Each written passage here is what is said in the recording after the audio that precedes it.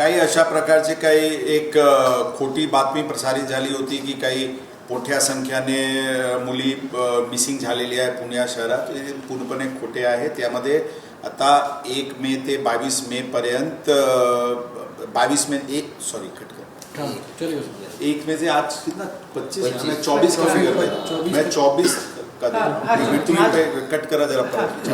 Sir किती मुली बेपत्ता झाल्यात 1 मे ते 24 मे पर्यंत? आपण किती मुलींना शोधण्यास यश आलं? या महिन्यात आतापर्यंत एकूण 49 मुली मिसिंगची तक्रार प्राप्त झाली होती. त्यापैकी 38 मुली आपल्याला मिळालेली आहे. हे मॅक्सिमम मुली हे प्रेम संबंधातून निघून गेली होती आणि ते आम्ही ट्रेस करत असतो. आता हे जे अनट्रेस्ड मुली आहे ते 1 ते 2 दिवसाचे आतली मिसिंग झालेली हे मुली आहे आणि आमचे ओव्हरऑल रिकव्हरी पर्सेंटेज जे मुलींचे बद्दल आहे ते 97% सुमारास मुलींना आम्ही ट्रेस करून त्यांच्या आईवडिलांकडे देतो. हे पूर्णपणे खोट्यासारखे नॅरेटिव्ह तयार करण्याची ही प्रयत्न आहे आणि यामध्ये कोणत्याही प्रकारची यामध्ये तथ्य नाही. अशाच प्रकारचे पुणे शहरात गुन्हेगारी वाढत असल्याचे किंवा वाढले असल्याची बातमी प्रसिद्ध होत असते. याबद्दल आमचे म्हणणं आहे की सांख्यिक तौरवर आणि प्रत्येक गोष्टीमध्ये यावर्षी म्हणजे 2025ला 2024पेक्षा क्राईम कमी झाली होती आणि ते रेकॉर्डवर आहे. त्याचप्रमाणे मागचे वर्षीचे 5 महिन्याचे कालावधी आणि या वर्षीचे 5 महिन्याचे कालावधीमध्ये पण गुन्ह्याचे प्रमाण कमी झालेली आहे. अंदाजन 20% अटेम्प्ट टू मर्डर कमी झालेली आहे. अंदाजन 15% हर्ट्समध्ये कमी झालेली आहे. काही 3-4 केसेसमध्ये मर्डरची संख्या वाढलेली आहे, परंतु त्यापैकी 8 असे मर्डर्स आहे जे घराचे आतमध्ये नातेवाईकांनी म्हणजे डॉटर इन लॉनी मदर इन लॉला किंवा फादर इन लॉनी डॉटर इन लॉला अशा प्रकारचे नातेवाईकांनी एकमेकांचे मर्डर केले असल्यामुळे 2-3 ची संख्याने मर्डर वाढले असते. परंतु एकंदरीत पूर्णपणे गुन्हे नियंत्रणात आहे. सगळे मुख्य टोलीचे अंदाजन 100चे वर आरोपी आतमध्ये आहे. इतर यावर्षी अंदाजन मोकाचे केसेसमध्ये 53 MCOCचे केसेसमध्ये अंदाजन 300चे सुमारास आरोपी आतमध्ये ठेवण्यात आलेली आहे. अंदाजन 60 आरोपियांना MPDAचे तहत 1 वर्षासाठी डिटेन करण्यात आलेली आहे. एक नुकतेच जी घटना एक फायरिंगची एक टोलीकडून झाली होती ते त्यांचे वैमनस्यातून ही झालेली घटना आहे आणि त्यामध्ये पोलिसांची तत्परता की त्यामध्ये आरोपी यांना तात्काळ हस्तगत करणे आणि विशेष करून जखमी यांना त्वरित हॉस्पिटलला पोहोचून त्यांचे जीव वाचवण्याची प्रयत्न करणे ही पण लोकांना लक्षात ठेवावं लागेल. आता बरेचशी अशी प्रकरण आहे ज्यामध्ये विक्टिम्सला इमिजिएटली पोलीस तिथे पोहोचून त्यांना हॉस्पिटलमध्ये ॲडमिट करून त्यांना गोल्डन आवरमध्ये चांगली ट्रीटमेंट देऊन अशी यावर्षीचे कमीत कमी 7 ते 8 अशी घटना आहे ज्यामध्ये विक्टिमची जान वाचवण्यामध्ये पोलीस दलाला यश आलेली आहे. आमचे डायल 112मध्ये आत्ता रिस्पॉन्स टाईम ॲव्हरेजमध्ये 7 मिनिट आहे. यावर्षी अप्रॉक्सिमेटली 35,000 कॉल्स डायल 112वर पुणे शहरात आला होता. आमची ॲव्हरेज रिस्पॉन्स टाईम 7 ते 8 मिनिटाचे आत पोलीस दल तिथे पोहोचत आहे. पेट्रोलिंग मोठ्या प्रमाणात करण्यात येते आणि सर्व जे काही प्रोफेशनल उपाययोजना आहे ते करण्यात येत असते. एखादी घटना घडल्यानंतर पुणे अनसेफ आहे किंवा पुणे क्राईम कॅपिटल झालेले आहे हे म्हणणे अत्यंत चुकीचे आहे आणि संयुक्तिक नाही.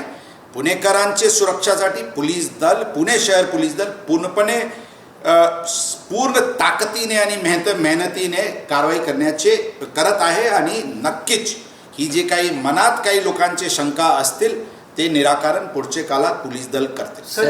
NCRBचा जो डेटा आहे त्याच्यानुसार सुप्रिया सुळेने असा आरोप केलाय की देशात 5व्या क्रमांकाला पुणे शहर आहे गुन्हेगारीत आणि महाराष्ट्रात नंबर 1ला आहे.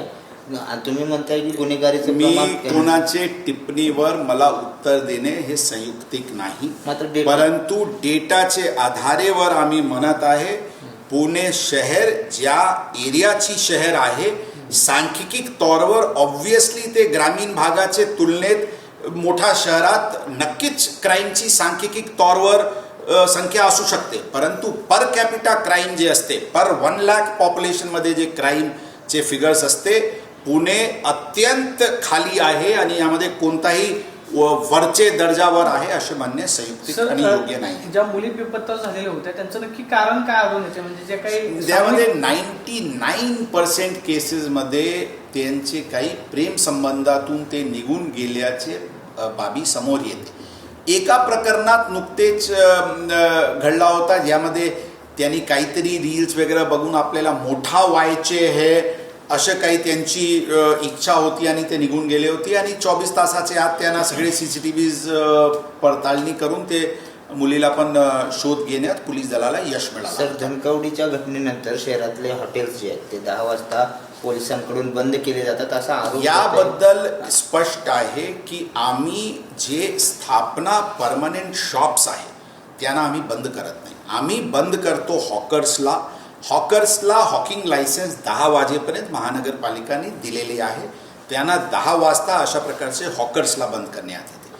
पान टपरीज ज्यांना लायसन्स आहे त्यांना पण 10 वाजेपर्यंत आहे. पान टपरीज आम्ही 10 वाजता बंद करतो.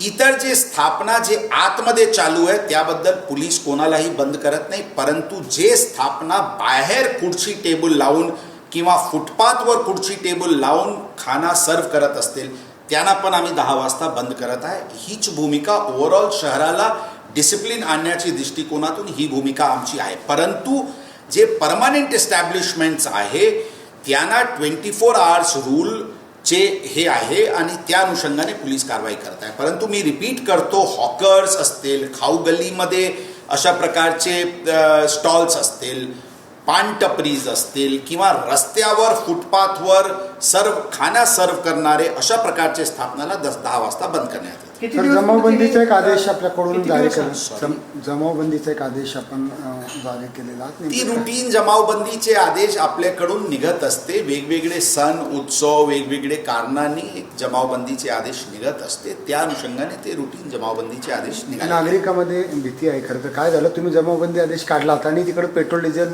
संदर्भात वाढ त्याची काही संबंध नाही. आपण आदेशची कॉपी जर बघितले तर त्यामध्ये काही सण उत्सव पुढचे काळात आहे आणि अशा प्रकारचे सण उत्सवचे काळात अशा प्रकारचे ऑर्डर्स काढण्यात येत असते आणि त्या अनुषंगाने काढण्यात आलेली आहे. त्यामध्ये इतर कोणताही बाबीशी जोडणे हे योग्य नाही. सर, धनकवडीच्या प्रकरणामध्ये आपण आंदेकर टोळीवर खूप मोठी कारवाई वर्षभरात केलेली होती.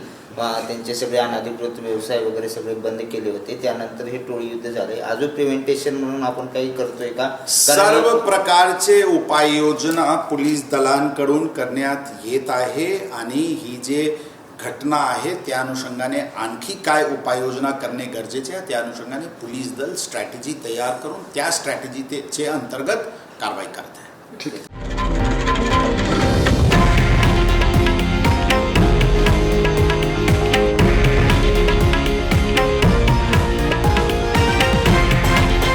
हे आहे देशातील नंबर 1 न्यूज नेटवर्क आणि आपण पाहत आहात TV9 मराठी, एकमेव.